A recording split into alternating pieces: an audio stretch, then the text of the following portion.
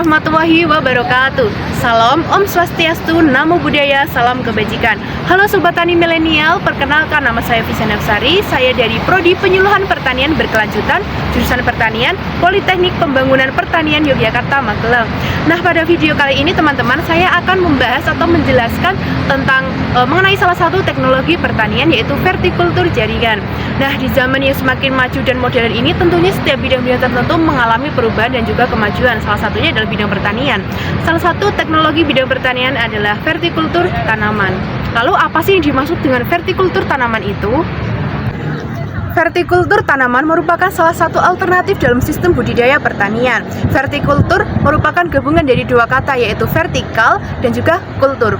Vertikal artinya berdiri ataupun bertingkat, dan sedangkan kultur artinya budaya. Jadi dapat disimpulkan bahwa pengertian vertikultur adalah sebuah sistem budidaya pertanian yang dapat disusun secara bertingkat atau berdiri, yang memanfaatkan media tanam berupa barang-barang bekas, baik itu indoor maupun outdoor. Nah, selain pengertian tentang vertikultur tanaman, lalu apa sih manfaat atau tujuan dari vertikultur tanaman itu sendiri? Vertikultur tanaman mempunyai tujuan sebagai untuk menyiasati lahan sempit di perkotaan, sehingga orang-orang di perkotaan juga dapat produktif dalam bidang pertanian.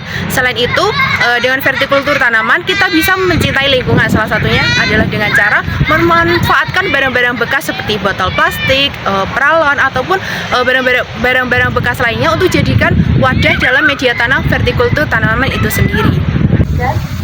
Nah, teman-teman, pastinya dalam suatu sistem memiliki beberapa kelebihan dan juga kekurangan. Salah satunya adalah sistem tanaman vertikultur yang juga memiliki kelebihan dan juga kekurangan.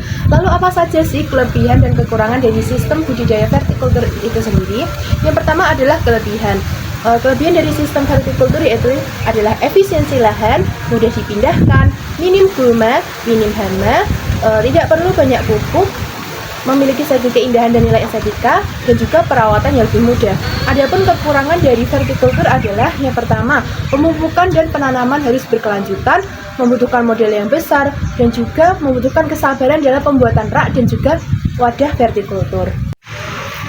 Nah, oke teman-teman, kita lanjut pada jenis-jenis tanaman vertikultur. Apa aja sih sekiranya tanaman yang bisa ditanam menggunakan media atau sistem budidaya vertikultur? Yang pertama adalah misalnya ada seledri, selada, pakcoy, sawi, bayam, keningkir, dan lain sebagainya. Lalu apa aja sih kira-kira tanaman yang tidak bisa ditanam menggunakan teknik vertikultur? Yaitu misalnya ada tomat, cabai, kacang panjang, terong, dan tanaman yang memiliki batang atau tubuh yang lebih besar. Nah, baik teman-teman, kita lanjut pada media penanaman dalam vertikultur. Nah, sebelum memulai penanaman, kita harus menentukan media tanam yang tepat agar memperoleh hasil yang optimal dan juga maksimal.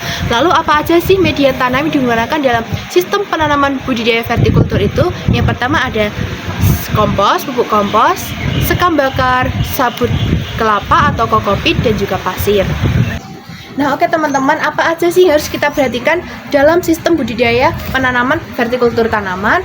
Nah, yang pertama adalah pembuatan rak vertikultur. Dalam pembuatan rak vertikultur, kita bisa menggunakan media tanam seperti kayu, pipa peralon, ataupun menggunakan barang-barang bekas seperti pipa plastik dan juga kaleng bekas. Nah, selain itu yang kedua adalah kita harus memperhatikan pengadaan media tanam. Pengadaan media tanam biasanya menggunakan campuran antara tanah, sekam bakar, dan juga pupuk kompos. Kemudian yang ketiga adalah persiapan bibit dan juga penanaman. Persiapan bibit sebaiknya dilakukan sebelum pembuatan rak vertikultur, karena ketika rak vertikultur sudah jadi, maka kita bisa langsung memindahkan bibit tersebut ke dalam rak. Kemudian yang terakhir adalah pemeliharaan tanaman. Mengapa kita harus memperhatikan pemeliharaan tanaman? Dikarenakan setiap produksi penanaman pastinya juga memiliki berbagai hambatan, salah saja hama dan juga penyakit tertentu. Nah, baik teman-teman, sekiranya cukup sekian yang dapat saya sampaikan dalam video kali ini. Saya harap apa yang saya sampaikan bisa bermanfaat dan menambah ilmu bagi teman-teman semuanya, dan tentunya juga saya sendiri. Sebelum saya tutup, saya ada kata-kata motivasi dari Bertrand Russell, yaitu hidup yang baik adalah hidup yang terinspirasi dari cinta dan juga dipandu oleh ilmu pengetahuan.